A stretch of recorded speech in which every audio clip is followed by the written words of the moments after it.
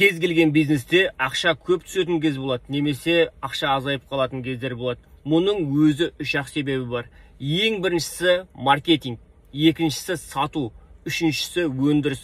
Үшіншісі өндіріс, яғни сіз өзіңіздің өніміңізге, қызметіңізге, тауарыңызға толыққанды сенімді болатын болсаңыз, бірақ сонда да сатылым көбеймей жатса, оборот болмай жатса, онда ең біріншісі маркетинг ақсаңдап жатыр деген сөз.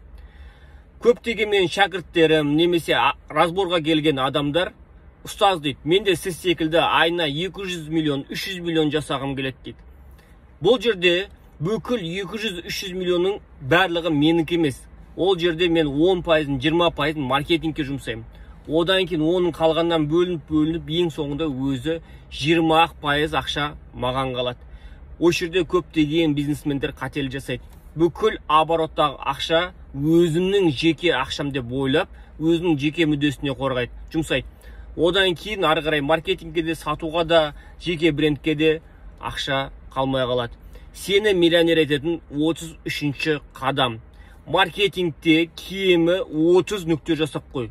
Олар TikTok болуы мүмкін, Instagram болуы мүмкін, YouTube болуы мүмкін, OLX болуы мүмкін, Target болуы мүмкін.